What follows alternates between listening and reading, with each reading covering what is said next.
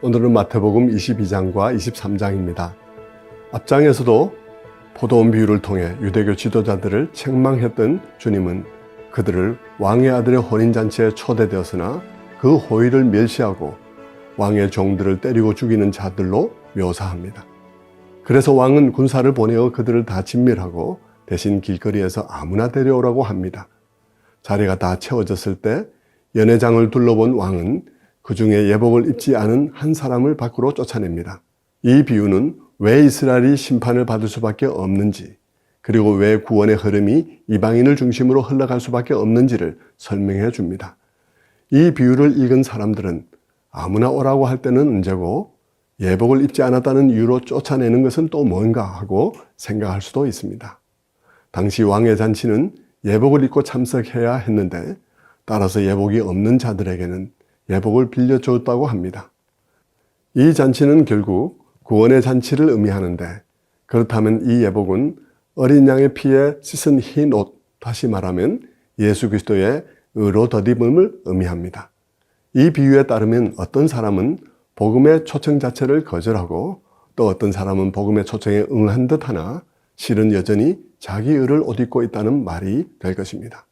비유에서 악당으로 묘사된 바리새인들은 헤롯 당원들과 공모하여 예수를 잡기 위한 질문을 던집니다. 가이사에게 세금을 바치는 것이 옳으니까 만약 바치라고 하면 바리새인들이 반역자라고 비난할 것이고, 바치지 말라고 하면 헤롯 당원들이 로마 당국에 고발할 것입니다. 예수님은 그들에게 동전을 보여달라고 하십니다.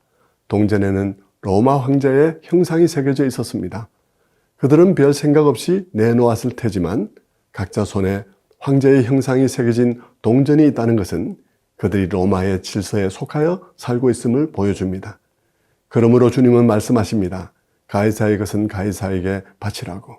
한편 이 장면은 우리 모두에게 하나님의 형상이 새겨져 있음을 생각하게 합니다. 우리에게 하나님의 형상이 새겨져 있다는 것은 우리가 하나님의 것이라는 뜻이며, 그렇다면 하나님의 것은 하나님께로 돌려짐이 마땅할 것입니다. 부활이 없다고 믿는 사두개인들은 형이 죽으면 동생이 형수를 아내로 취하던 제도를 가지고 곤란한 질문을 던집니다. 만약 형들이 차례로 죽어 7 형제가 다 형수와 한 번씩 결혼해야 했다면 부활의 날에 그 여인은 누구의 아내여야 하느냐 하는 것입니다. 주님은 그들이 성경을 오해한 것이라며 천국에서는 시집가고 장가가는 일이 없다고 대답하십니다. 그리고 하나님이 자신을 아브라함과 이삭과 야곱의 하나님이라고 하신 뜻을 생각해 보라고 하십니다. 하나님은 죽어서 무로 돌아간 자들을 가리켜 그들의 하나님이라고 하신 게 아니라는 말입니다. 하나님 앞에선 그들이 살아있다는 뜻입니다. 22장의 마지막엔 주님이 그들에게 질문하십니다. 오실 메시아가 다윗의 자손이라면 다윗은 왜 시편에서 그 메시아를 가리켜서 주라고 하였을까 하는 것입니다. 메시아는 단순히 다윗의 후손이 아니며 다윗의 후손으로 오신 다윗의 주라는 말입니다. 십자가의 여정이 절정에 이르면서 주님과 종교 지도자들 간의 갈등 또한 절정에 이릅니다.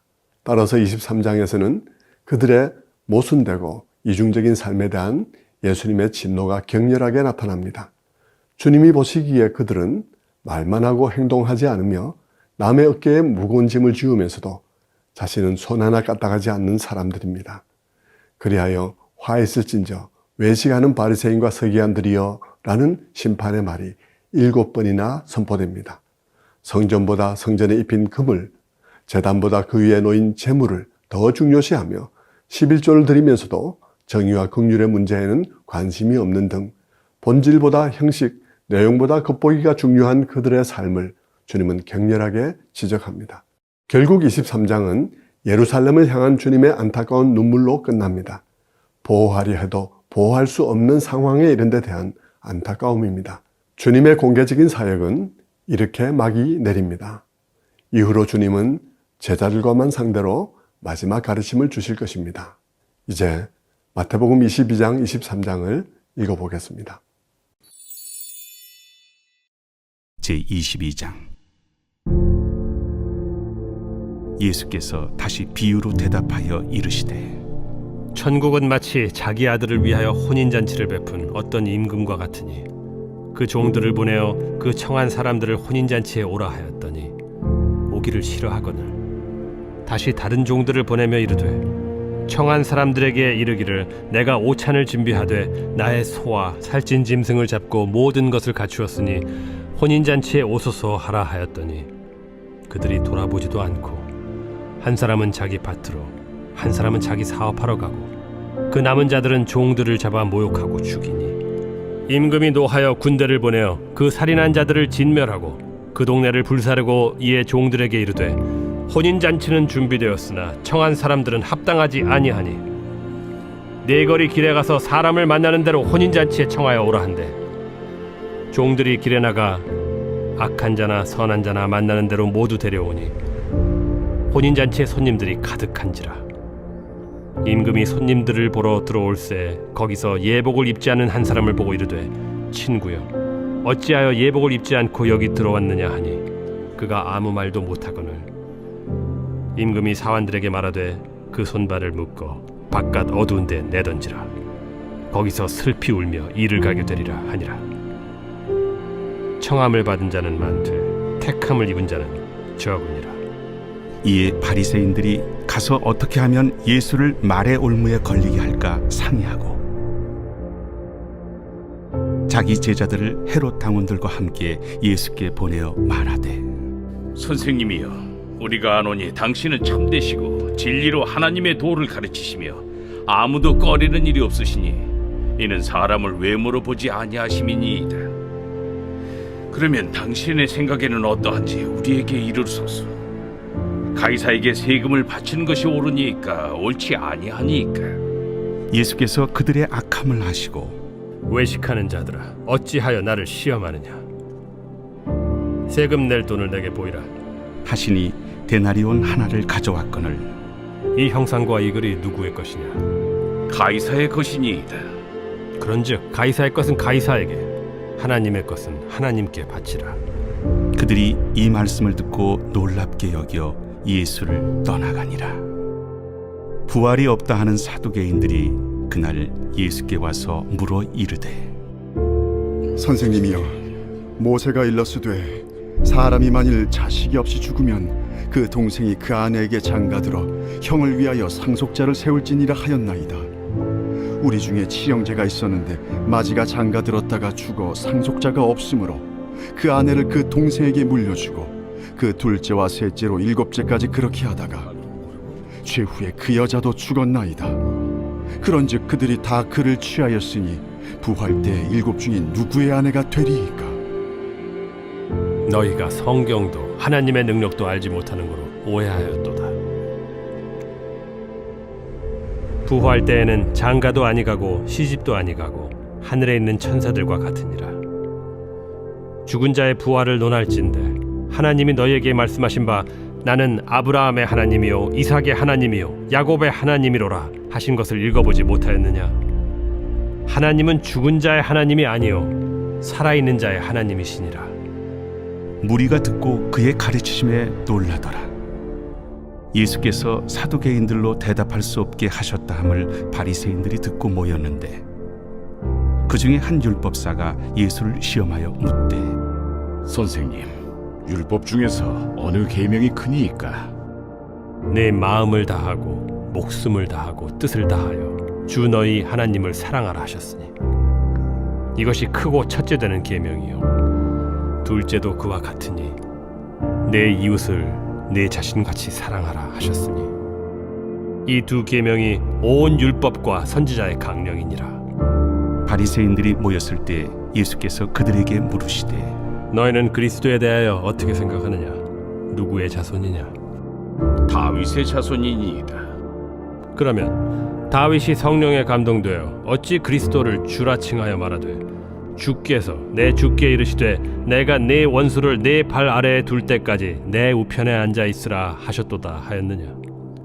다윗이 그리스도를 주라 칭하였은즉 어찌 그의 자손이 되겠느냐. 한마디도 능히 대답하는 자가 없고 그날부터 감히 그에게 묻는 자도 없더라. 제23장. 예수께서 무리와 제자들에게 말씀하여 이르시되 서기관들과 바리새인들이 모세의 자리에 앉았으니 그러므로 무엇이든지 그들이 말하는 바는 행하고 지키되 그들이 하는 행위는 본받지 말라.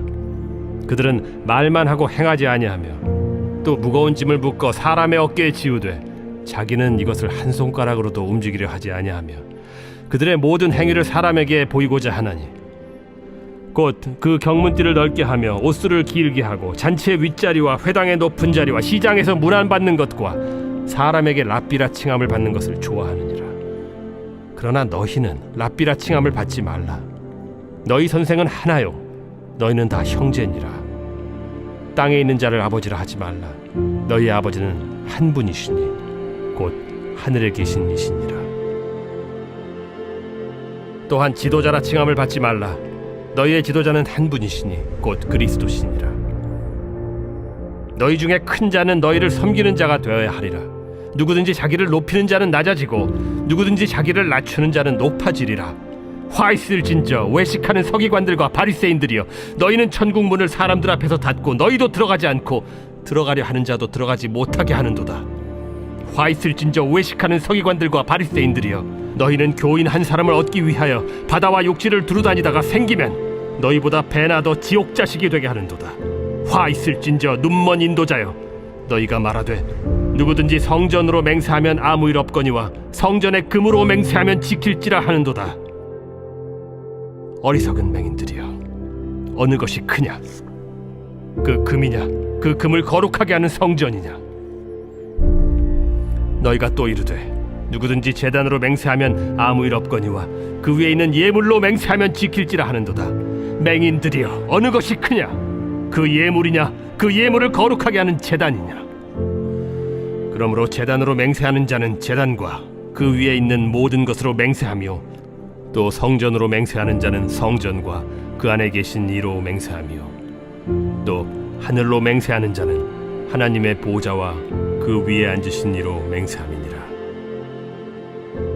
화 있을진저 외식하는 서기관들과 바리새인들이여, 너희가 박하와 회향과 근체의 11조는 들이되 율법에 더 중한 바 정의와 긍휼과 믿음은 버렸도다. 그러나 이것도 행하고 저것도 버리지 말아야 할지니라. 맹인된 인도자여, 하루살이는 걸러내고 낙타는 삼키는도다. 화 있을진저 외식하는 서기관들과 바리새인들이여, 잔과 대접의 겉은 깨끗이 하되 그 안에는 탐욕과 방탕으로 가득하게 하는도다. 눈먼 바리새인이여, 너는 먼저 안을 깨끗이 하라. 그리하면 겉도 깨끗하리라. 화 있을진저 외식하는 서기관들과 바리새인들이여, 회칠한 무덤 같으니 겉으로는 아름답게 보이나 그 안에는 죽은 사람의 뼈와 모든 더러운 것이 가득하도다. 이와 같이 너희도 겉으로는 사람에게 옳게 보이되 안으로는 외식과 불법이 가득하도다. 화 있을진저 외식하는 서기관들과 바리새인들이여, 너희는 선지자들의 무덤을 만들고 의인들의 비석을 꾸미며 이르되 만일 우리가 조상 때에 있었더라면 우리는 그들이 선지자의 피를 흘리는 데 참여하지 아니하였으리라 하니, 그러면 너희가 선지자를 죽인 자의 자손임을 스스로 증명함이로다. 너희가 너희 조상의 분량을 채우라. 뱀들아, 독사의 새끼들아, 너희가 어떻게 지옥의 판결을 피하겠느냐? 그러므로 내가 너희에게 선지자들과 지혜 있는 자들과 서기관들을 보내매 너희가 그 중에서 더러는 죽이거나 십자가에 못 박고 그 중에서 더러는 너희 회당에서 채찍질하고 이 동네에서 저 동네로 따라다니며 박해하리라. 그러므로 의인 아벨의 피로부터 성전과 제단 사이에서 너희가 죽인 바라게아의 아들 사가랴의 피까지 땅 위에서 흘린 의로운 피가 다 너희에게 돌아가리라. 내가 진실로 너희에게 이르노니 이것이 다 이 세대에 돌아가리라. 예루살렘아, 예루살렘아, 선지자들을 죽이고 내게 파송된 자들을 돌로 치는 자여, 암탉이 그 새끼를 날개 아래에 모음같이 내가 네 자녀를 모으려 한 일이 몇 번이더냐? 그러나 너희가 원하지 아니하였도다. 보라, 너희 집이 황폐하여 버려진 바 되리라. 내가 너희에게 이르노니 이제부터 너희는 찬송하리로다. 주의 이름으로 오시는 이여 할 때까지 나를 보지 못하리라.